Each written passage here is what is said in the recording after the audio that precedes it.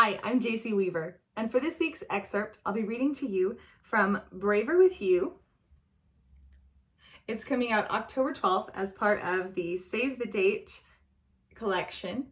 It's a limited time romance anthology, and we cannot wait to share it with you. So without further ado, here are a few bits and pieces of the chapter 1 from Braver with You. Ashlyn Scott darted out of the boutique, glancing up and down the street before crossing to her car.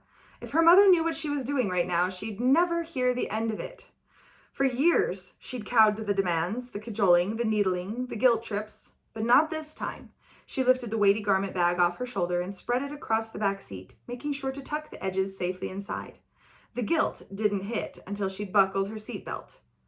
What had she done? Stop, Ash. You've done nothing wrong. Then why did it feel as if she'd just stolen that dress? Why the urge to floor it from the scene of a crime? Mom was why. Or perhaps it was what this moment represented, a whole new trajectory apart from the life that had been planned for her since she was 5. A life she enjoyed, but was it so wrong to want it on her own terms for once? Her brown eyes connected with her glasses-wearing reflection in the rearview mirror before flicking to the gleaming vinyl bag. A thrill raced through her at the monumental secret now in her possession. It would upset her mother, but right then, Ashlyn couldn't bring herself to care. In fact, the mere memory of how she'd looked not 15 minutes ago, how she'd nearly broken down in the front of the poor sales lady because she'd found the dress with no one's help or involvement, emboldened Ashlyn's resolve. It might have started with a dress, but it wouldn't end there. Or maybe it would. Ashlyn wavered. She hated being gutless and indecisive. She started the car and braced against the blast of hot air, sending up a prayer of thanks when it turned cold. I'm skipping ahead. Sorry. Spoilers. The call disconnected as Ashlyn navigated the final turn and parked in her usual spot against the curb in front of her aunt's single-story adobe home in northeast Albuquerque. She closed her eyes and breathed in and out for several long beats before glancing at the garment bag on the back seat and scanning the area. Coast was clear. Ashlyn hefted the bag over her shoulder and pushed the bridge of her glasses back into place before letting herself in with her spare key. Aunt Wendy? Silence. Praise the Lord. Ashlyn wasn't ready to share the dress with anyone. Not even the woman who'd staunchly supported every one of Ashlyn's mini rebellions over the years. She hauled the gown into the bedroom at the end of the hall, decorated in soft, earthy colors and jewel-toned accents. This retreat was more her style than the 2 girly bedrooms she still lived in at her mother's house, 4 streets over. Treating the bag like an antique, fragile book, Ashlyn placed it on the bed and smoothed the edges to keep the contents from wrinkling while she cleared space in the closet. She just finished moving the last of her wedding stash out of the way when she heard the garage door motor followed by the familiar jangle of her aunt's keys. Hey, kid, adding to the pile? Yes, ma'am, Ashlyn hesitated, hanger in hand. Aunt Wendy would see the dress eventually. What would it hurt to show her now? Is it safe to come in? Relief brought a smile to Ashlyn's lips. Yeah, come on in.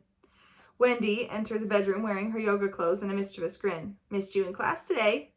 I know, but it was the only appointment available on my day off. She'd have to practice her own flow later tonight to soothe the tension between her shoulders if she wanted to sleep through the guilt. Ooh, you found your dress. Can I see? Ashlyn appreciated how Wendy left the decision up to her, without pressure. She debated giving in, but keeping the dress to herself felt like the right move. For now. Chewing the inside of her cheek, she flashed an apologetic look and shook her head. Say no more, honey bunch. Wendy winked and waved to the closet. Hide it in the back, and I promise not to peek. Relief and gratitude surged through Ashlyn. This was why she trusted Aunt Wendy, why she'd come here instead of hiding the dress in her closet at home. If Wendy promised not to peek, she wouldn't. Where Mom wouldn't hesitate. You're the best. Love you, sweet girl. You hungry? Wendy laughed at the answering growl from Ashlyn's stomach. I guess that's a yes. I'll be in the kitchen. Her aunt closed the door behind her, leaving Ashlyn to fully breathe for the first time in hours. Was she a terrible daughter for doing this? She pictured the constricting vintage ivory satin gown hanging from her bedroom door at home, with its gaudy embroidery, itchy crinoline underskirt, and a million buttons down the back. With a shudder, she unzipped the bag to peek at the glorious, unadorned, white silk and chiffon dress. Conrad would love the way it draped and flowed over her figure. This dress was her, to a T.